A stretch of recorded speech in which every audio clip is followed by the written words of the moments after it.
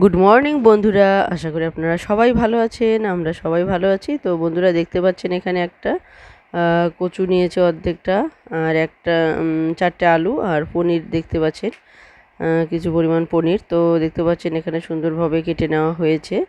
আর এই রেসিপিটা কিন্তু খুবই মজাদার হয়েছে, খুবই লোভনীয় হয়েছে। তো বন্ধুরা বলবো অবশ্যই স্কিপ না করে সঙ্গে থেকে পুরো ভিডিওটা দেখবেন, তবেই কিন্তু এত লোভনীয় রেসিপিটা তৈরি হতে পারবে। তো বন্ধুরা যারা দেখছেন ভিডিওটি, তো অবশ্যই বলবো সঙ্গে থেকে সাথে থেকে পুরো ভিডিওটা দেখবেন, স্কিপ না করে প্রত্যেকটা বিষয় দেখার আছে। কারণ বাই স্টেপ যদি আপনারা ফলো না করেন তাহলে কিন্তু এই সুস্বাদু রেসিপিটা তৈরি হতে পারবে না।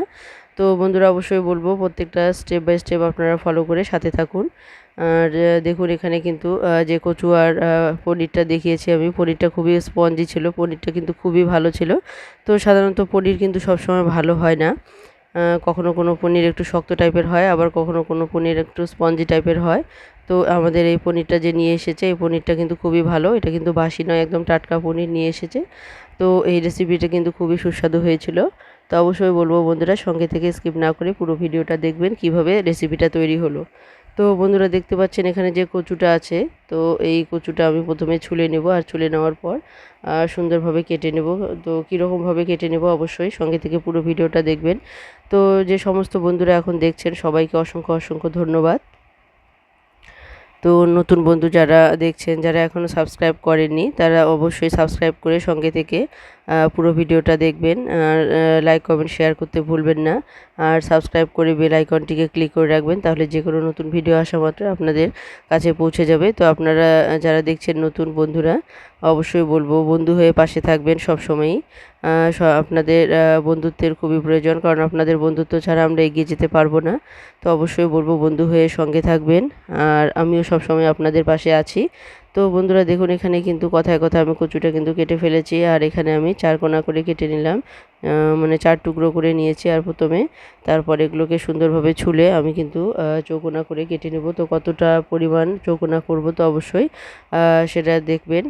তো এটা কিন্তু একটা সাইজ মতো কেটে নিতে হবে সুন্দর, তবেই কিন্তু এত রসালো মজাদার রেসিপিটা তৈরি হতে পারবে। প্রত্যেকটা জিনিসই কিন্তু আটার উপর নির্ভর করে সেই রেসিপিটা কেমন হবে। তো অবশ্যই আপনারা স্কিপ না করে সঙ্গে থেকে পুরো ভিডিওটা দেখুন। আর পুরনো বন্ধুরা অসংখ্য অসংখ্য ধন্যবাদ, যারা সব সময় আমার পাশে আছেন। সব সময় আপনাদের কমেন্ট পড়ি, খুবই ভালো লাগে। তো যখনই এই কমেন্ট দেখি আপনাদের, তখনই খুবই ভালো লাগে। তো অবশ্যই এভাবেই সবসময় পাশে থাকবেন। পুরনো বন্ধুরা অনেক অনেক ভালোবাসা আপনাদের প্রতিও থাকলো, আর সবসময় আমিও আপনাদের পাশে আছি। তো বন্ধুরা দেখুন এখানে কিন্তু আমি যে কচুটা আছে সেটা কাটতে শুরু করে দিয়েছি। প্রথমে চৌকোনা করে কেটে নিয়েছি, তারপর চৌকোনার অংশটাকে কিন্তু আমি যে এক টুকরো আছে, চৌকোনার যে এক টুকরো আছে সেটাকে আবার আমি 3 টুকরো করে নিলাম। দেখতে পাচ্ছেন প্রথমে যে ট্রায়াঙ্গেলটা ছিল সেটাকে আমি কেটে নিলাম, তারপর যে অংশটা আছে চৌকোনা ভাবটা, তো সেটাকে কিন্তু আমি কেটে নিলাম, 2 টুকরো করে নিলাম। আর দেখুন এখানে কিন্তু টুকরোগুলো আমি একটু বড় বড় সাইজ করে নিচ্ছি। তো দেখতেই পাচ্ছেন আপনারা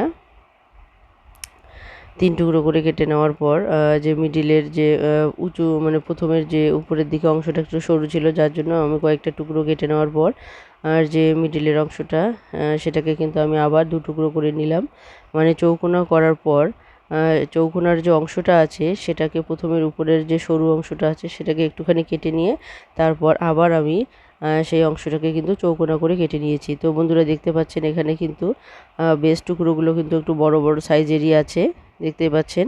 তো এইভাবে কিন্তু সমস্ত কচুগুলোকে কেটে নিয়েছি, দেখতে পাচ্ছেন। তো এইভাবে আপনারা একটু বড় বড় সাইজ করে কেটে নেবেন, পনিরের সাইজের মতো করেই। তো দেখবেন এগুলো কিন্তু পনিরের সঙ্গে একদম একই সাইজের হয়ে যাবে, আর দেখতেও কিন্তু খুবই সুস্বাদু হবে, আর খেতেও কিন্তু খুবই মজাদার হয়েছে। তো এই রেসিপিটা আপনারা যে কোনো কিছুর সঙ্গেই খেতে পারেন, ভাত হোক কিংবা লুচি বা রুটি, যে কোনো কিছুর সঙ্গেই খেতে কিন্তু খুবই মজাদার হয়েছে। তো অবশ্যই বলবো বন্ধুরা এখনও যারা এরকম রেসিপি তৈরি করেননি, তারা অবশ্যই সঙ্গে থেকে স্টেপ বাই স্টেপ ফলো করে পুরো ভিডিওটা দেখবেন, কারণ প্রত্যেকটা স্টেপই কিন্তু এখানে দেখার বিষয় আছে। তো বন্ধুরা দেখুন এখানে কচু কাটার পর কিন্তু আমি এখানে আলু ছুলে নিচ্ছি। তো যেহেতু আমার আলুটা মিডিয়াম সাইজের, সেজন্য আলুটাকে কিন্তু আমি মাঝখানে টুকরো করে নিয়ে, তো এখানে মানে 4 টুকরো করে নেব একটা আলুকে। তো দেখতে পাচ্ছেন এখানে, এদিকে 4 টুকরো করার পর আমি মিডিলে আর একটা টুকরো দিয়ে নেব। তো এখানে যে 8 টুকরো হয়ে গেল, তো একটা আলুর মধ্যে কিন্তু 8টা টুকরো হয়ে গেল। তো যেহেতু এটা মিডিয়াম সাইজের, তার জন্য আমি কিন্তু এটা এরকম সাইজেরই করে নেব। তো যেভাবে কচুগুলো কেটেছি, তো কচুর সাইজ মতোই কিন্তু আলুগুলো কেটে নেব। তাহলে প্রত্যেকটা জিনিস যদি একই রকম কাটা হয়, তাহলে দেখবেন রেসিপিটা কিন্তু দেখতেও খুবই সুন্দর হয়, আর মানে খেতেও কিন্তু খুবই সুস্বাদু হয়। তো বন্ধুরা, এভাবে প্রত্যেকটা স্টেপ বাই স্টেপ কিন্তু আপনাদের কেটে নিতে হবে, আর এভাবে তবে মজাদার রেসিপিটা তৈরি হবে। তো বন্ধুরা দেখুন, এখানে কিন্তু কচুগুলো আমার কাটা হয়ে গেছে, আলুও কাটা হয়ে গেছে। এখন পনিরগুলো কাটবো আমি। তো পনিরের এখানে দেখুন অনেকটাই পরিমাণ পনির আছে।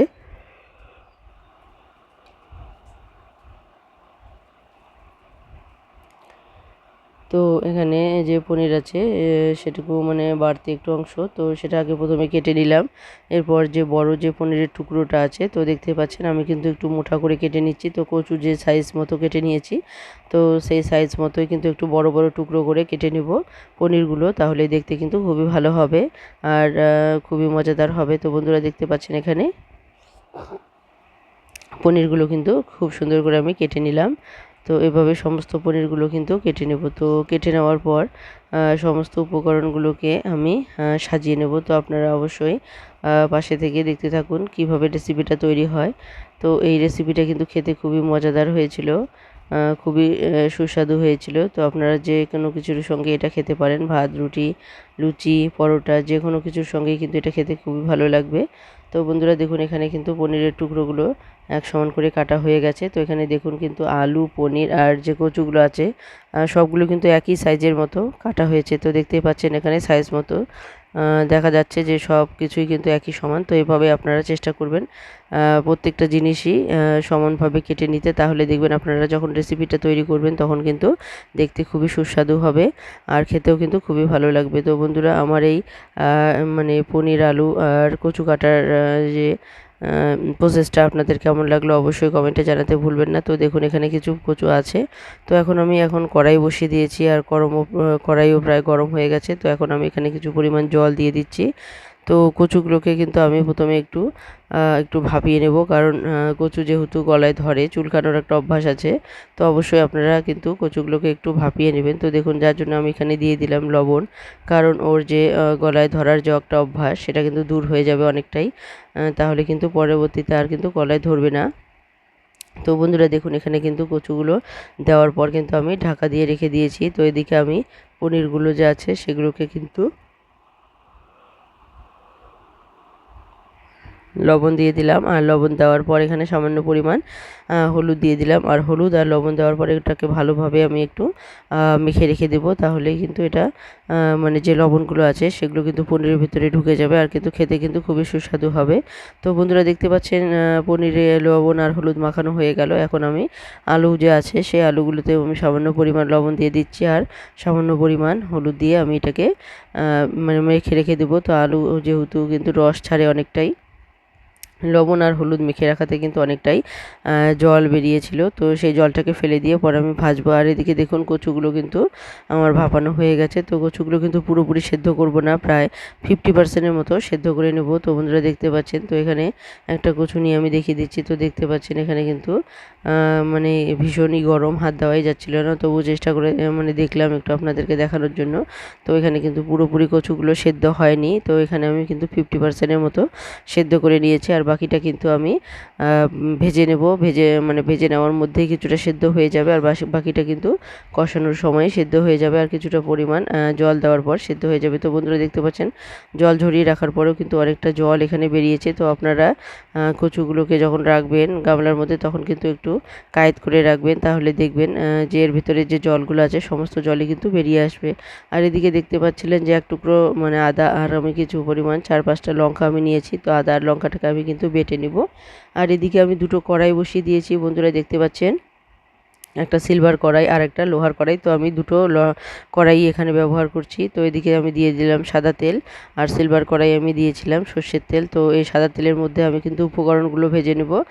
আর দেখুন এদিকে আমার মশলাটাও বাটা হয়ে গেছে, রেডি হয়ে গেছে। আর এখানে আমি সিলভার কড়াইয়ের মধ্যে দিয়ে দিলাম কাঁচা লঙ্কা, শুকনো লঙ্কা আর পাঁচফোড়ন সোমবারে দিয়ে দিলাম। এটা দেওয়ানোর পর একটুখানি হালকা ভেজে নেব।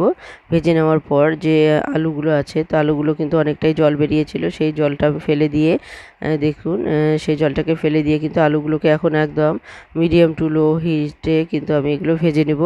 আর এদিকে লোহার কড়াইয়ের মধ্যে পনির আর যে কচুটা আছে সেটাকে কিন্তু আমি ভেজে নেব। তো বন্ধুরা দেখতে পাচ্ছেন এখানে কড়াইও প্রায় গরম হয়ে গেছে। এখন যে পনিরগুলো আছে সেই পনিরগুলোকে কিন্তু আমি ভেজে নেব। তো বন্ধুরা পনিরগুলোকে কিন্তু পুরোপুরি ভাজবো না, তো কতটুকু ভাজবো আপনারা অবশ্যই দেখতে থাকুন, সঙ্গে থাকুন যে কীরকম পনিরগুলোকে ভেজে নিলে পনিরগুলো খেতে ভালো হয়। পনিরগুলো যদি বেশি করে ভাজেন তাহলে কিন্তু শক্ত হয়ে যাবে, আর কিন্তু এটা খেতে অতটা ভালো লাগবে না, মজাদার হবে না। তো পনিরগুলোকে কিন্তু পুরোপুরি শক্ত করে ভাজবেন না, কড়া করে ভাজবেন না, একটু হালকা করে ভেজে নেবেন। তো বন্ধুরা দেখতে পাচ্ছেন এখানে পনিরগুলো কিন্তু হালকা ভাজা হয়ে গেছে আমার।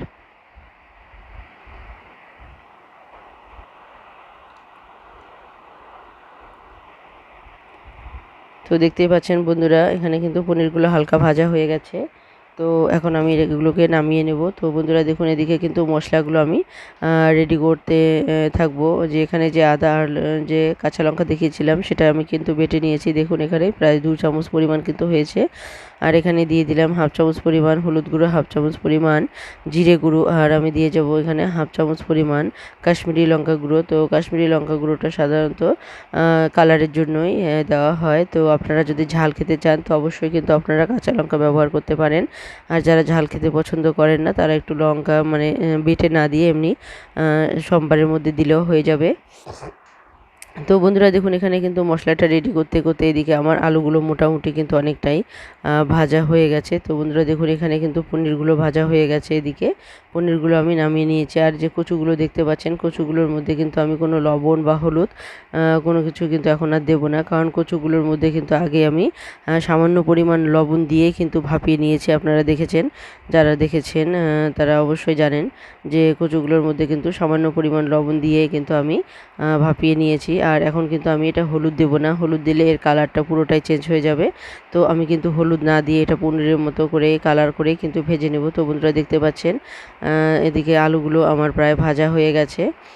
তো পুরোপুরি আলুগুলো কিন্তু সেদ্ধ হয়নি, শুধু উপরটাই মানে মিডিয়াম আঁচে ভেজে নিয়েছি। তো এখানে কিন্তু 80%-এর মতো কিন্তু আলুগুলো প্রায় সেদ্ধ হয়ে গেছে। তো এখন যে মশলাগুলো আছে জলে গুলিয়ে রেখেছিলাম সেই মশলাগুলো দিয়ে দিলাম। তো বন্ধুরা দেখতে পাচ্ছেন এখানে কিন্তু মশলা দেওয়ার পর যে মশলার বাটিতে কিন্তু জল ছিল সেখানে আমি সামান্য পরিমাণ আর একটু কাশ্মীরি লঙ্কা গুঁড়ো আমি কিন্তু নিয়ে গুলিয়ে দিয়েছি, কারণ আমার মনে হয়েছে যে কালারটা একটু হালকা হয়েছে, যার জন্য কিন্তু আমি আর একটু কাশ্মীরি লঙ্কা গুঁড়ো কিন্তু আমি জলে গুলে কিন্তু দিয়ে দিয়েছি। সেটা স্কিপ করে ফেলেছি, মানে দেখাতে পারলাম না। তো যেহেতু ওখানে হাফ চামচের মতোই ছিল কাশ্মীরি লঙ্কা, তার থেকে একটু বেশি দিয়েছি, মানে হাফ চামচের একটু কম দিয়েছি। আবার সেখানে তো জলে গুলে দিয়েছি সেটাও। তো দেখুন এদিকে কিন্তু কচুগুলো মোটামুটি সেদ্ধ হয়ে গিয়েছে। তো যেহেতু 50%-এর মতো আমি সেদ্ধ করে নিয়েছিলাম, ভাপিয়ে নিয়েছিলাম, আর বাকিটা কিন্তু ভাজার মধ্যে সেদ্ধ হয়ে গেছে। তো বন্ধুরা দেখুন কতটা তেল কিন্তু নিচে পড়ে আছে। তো আমি কিন্তু তেল সহ দিব না, কারণ এখানে কিন্তু অনেকটা পরিমাণ তেল দেওয়াই আছে কড়াইয়ের মধ্যে সর্ষের তেল। তো দেখেইছেন আপনারা আলুগুলো দেওয়ার সময় কিন্তু আমি যে পরিমাণ তেল দিয়েছি সেই পরিমাণেই রান্না হয়ে যাবে। তো এদিকে কচুগুলো কিন্তু ভাজা হয়ে গেছে, দেখুন কতটা সুন্দর হয়েছে দেখতে। তো কচুগুলোতে কিন্তু হলুদ দেবেন না, হলুদ দিলে পরে এর কালারটাই চেঞ্জ হয়ে যাবে। তো অবশ্যই আপনারা চেষ্টা করবেন এরকম সাদা কালার করেই ভেজে নিতে। তো বন্ধুরা দেখুন এখানে কিন্তু আমার কচুগুলো ভাজা হয়ে গেছে। তো এখন আমি কচুগুলো দিয়ে দিলাম। তো এখানে কষানোটাও আলুটা কষানোটাও কিন্তু মোটামুটি হয়ে গেছে। আর কচুগুলো যেহেতু ভাজা, তো এখন আর বেশি করে কষানোর কোনো প্রয়োজন নেই। তো একটু হালকা 2 মিনিটের মতো একটু নাড়াচাড়া করে কিন্তু জল দিলেই হয়ে যাবে। তো বন্ধুরা দেখুন এখানে যে আলুগুলো আছে সেগুলো কিন্তু 80% মতো সেদ্ধ হয়ে গেছে। এখন বাকিটা কিন্তু জল ফুটিয়ে নিলেই সেটা কিন্তু সেদ্ধ হয়ে যাবে। তো বন্ধুরা এখন আমার পুরোপুরি কষানো হয়ে গেছে 2 মিনিটের মতো। তো এখন আমি এখানে জল দিয়ে দেবো। তো বন্ধুরা জল সাধারণত আমি প্রথমে দেবো যে জলের মধ্যে আমি পনিরটা গুলিয়ে মানে ভিজিয়ে রেখেছি। সেই পনিরের জলটাই কিন্তু প্রথমে আমি দেব। এরপর কিন্তু আমি যে যতটুকু আমার লবণ, ততটুকু মানে লবণ তো আমি এখনও দেইনি, আপনারা দেখেইছেন। আমি শুধু ভাজার মধ্যে কিন্তু লবণ ব্যবহার করেছি। তো আমি যে পরিমাণ আর কি মাখা মাখা করব সেই আন্দাজ মতোই কিন্তু জল দেবো, যেহেতু প্রত্যেকটা উপকরণই কিন্তু এখানে সেদ্ধ হয়ে গেছে। তো বেশি করে জল দিয়ে আর সেদ্ধ করার প্রয়োজন নেই। তো বন্ধুরা দেখতে পাচ্ছেন এখানে পনিরের যে জলটা আছে সেই জলটা কিন্তু আমি দিয়ে দিলাম।